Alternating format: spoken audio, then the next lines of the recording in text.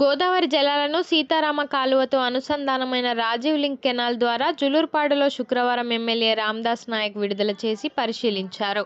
ఈ సందర్భంగా ఎమ్మెల్యే మాట్లాడుతూ, ఎగువన కురుస్తున్న వర్షాల వల్ల గోదావరి నీరు చేరడంతో ఆ నీటిని వృధా కాకుండా రైతుల అవసరాలకు ఉపయోగపడాలనే ఉద్దేశంతో విడుదల చేయించామన్నారు.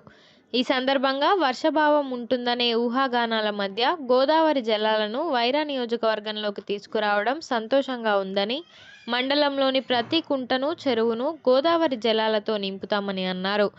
దేశంలో ఎక్కడా లేని విధంగా తెలంగాణ రాష్ట్రంలో రైతుల కోసం రైతు బీమా, రైతు భరోసాతో పాటు రైతులకు ఉపయోగపడే గోదావరి జలాలను రైతుల పొలాల వద్దకు తీసుకురావడం ఇందిరమ్మ రాజ్యం రేవంత్ రెడ్డి గొప్పతనమని అన్నారు. ఈ ప్రభుత్వం ప్రజల సంక్షేమం కోసం పాటుపడే ప్రభుత్వమని అన్నారు.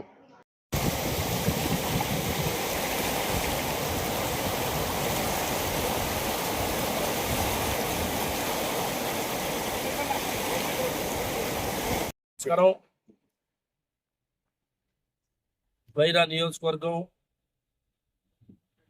తెలంగాణ రాష్ట్ర ప్రభుత్వం ప్రజారాజ్యం, ఇందిరమ్మ రాజ్యం, పెద్దలు ముఖ్యమంత్రి రేవంత్ రెడ్డి గారి నాయకత్వంలో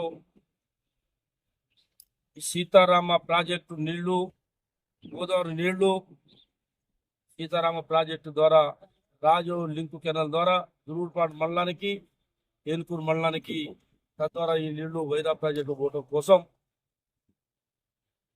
ఇందిరమ్మ రాజ్యం రాగానే నేను ముఖ్యమంత్రి అయిన వెంటనే, నేను ఎమ్మెల్యే అయిన వెంటనే 850 కోట్ల రూపాయలు పని చేసి మట్టి తీసి కాలువని ధనాన్ని వృధా చేసిపోయిన గత ప్రభుత్వం. మనం వచ్చిన తర్వాత ఏదేమైనా ప్రజాధనం వృధా అయిపోయింది.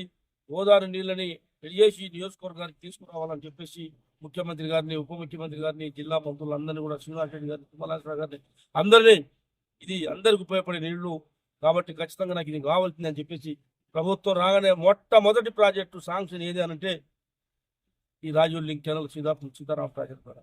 దీనికి ఎమ్మటే 100 కోట్లు కేటాయించి టెండర్ పిలిపించి క్యాబినెట్ మొత్తాన్ని పిలిపించి దాదాపు 4-5 నెలల పనులు చేపించి మొన్న 2024 ఆగస్టు 15వ తారీఖున ముఖ్యమంత్రి గారి చేతుల మీదుగా భద్రాచలం దగ్గర తుమ్ముగూడెం కాడ పంపులు మోటార్లు ఆన్ చేసి నీళ్ళని తీసుకొచ్చామని చెప్పి మనం చేస్తా ఉన్నాం.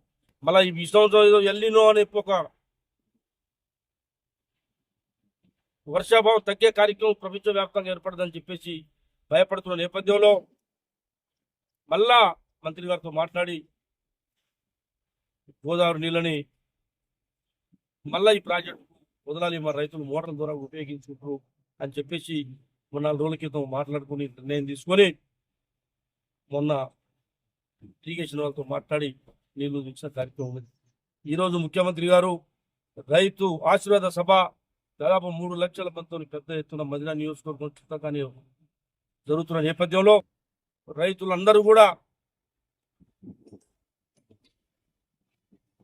ఈ నియోజకవర్గంలో రైతు కూలీలు వ్యవసాయం మీద ఆధారపడుతున్న ప్రాంతాలు కాబట్టి నీళ్లు వాళ్ళకి అందియాలి, రావాలి ఎకరం కూడా రైతు ఇబ్బంది పడుతున్న ఉద్దేశంతో ఇలా ఇవన్నీ జరుగుతున్న కార్యక్రమం. మీరు చూశారు నీళ్లు ఇంత గొప్పగా వస్తున్నాయో. జీవితంలో ఎవరికి ఎన్ని అవకాశాలు వచ్చినప్పటికీ ప్రజల కోసం పనిచేయాల్సిన బాధ్యత ఉండాల్సిన అవసరం ఉంది. కాబట్టి ఈ ప్రభుత్వం ప్రజారాజ్యం రేవంత్ రెడ్డి